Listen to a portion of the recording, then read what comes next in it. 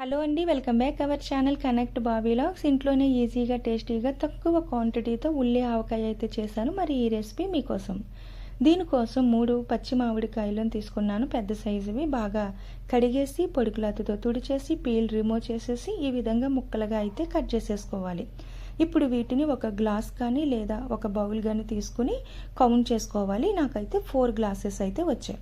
ఇప్పుడు వీటిని ఎండలో ఆరబెట్టుకోవాలి. ఈవినింగ్ వరకు మధ్యలో కదుపుతూ ఉండాలన్నమాట, పైవి కిందకి వచ్చేలాగా.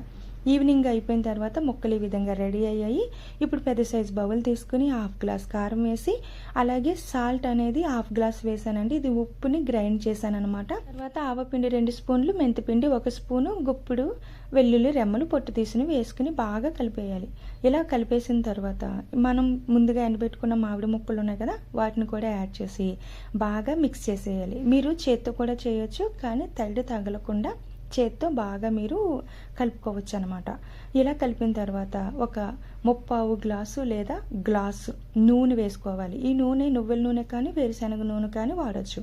ఇప్పుడు వీటిని కూడా బాగా కలిపేసుకోవాలి. ఇలా కలిపిన తర్వాత చూడండి, పచ్చడి చాలా స్ట్రక్చర్ వచ్చింది కదా. ఇప్పుడు ఒక ప్లాస్టిక్ డబ్బా కానీ లేదా జాడీ కానీ తీసుకుని దాంట్లో నూనె వేసి బాగా స్ప్రెడ్ చేయాలి. ఇలా కలిపిన పచ్చడిని మీరు చేత్తో కూడా వేసుకోవచ్చండి. ఈ విధంగా బాగా నొక్క పెట్టాలి, అంటే గాలి అనేది చొరబడకుండా మొత్తం పచ్చడిలో అడ్జస్ట్ చేసేసుకోవాలి. ఇప్పుడు దీనిపైన మళ్ళీ నూనె అనేది కొద్దిగా వేసుకోవాలన్నమాట.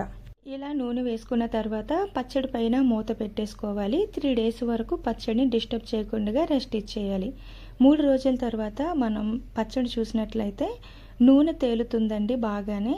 ఇప్పుడు ఒక బౌలు అలాగే ఒక గరిట ఎండలో పెట్టి మనం తెచ్చుకోవాలి. ఎందుకు అంటే తడి తగిలితే పచ్చడి అనేది పాడైపోతుంది కాబట్టి.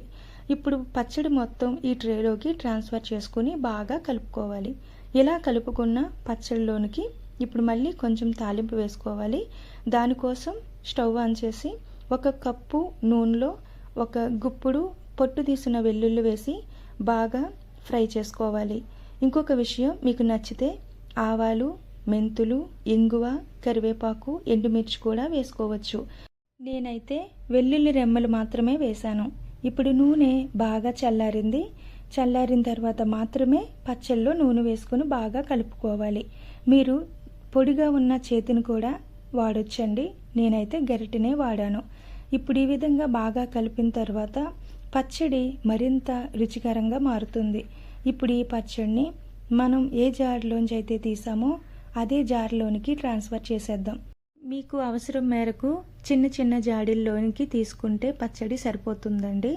ఇప్పుడు లాస్ట్లో ఈ విధంగా నూనెలో అన్నం మాత్రం కలపటం మర్చిపోకండి. ఇది చాలా టేస్టీగా ఉంటుంది.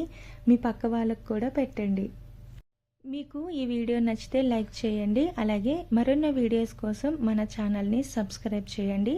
అవసరమైన వాళ్ళకి షేర్ చేయండి. Thanks for watching.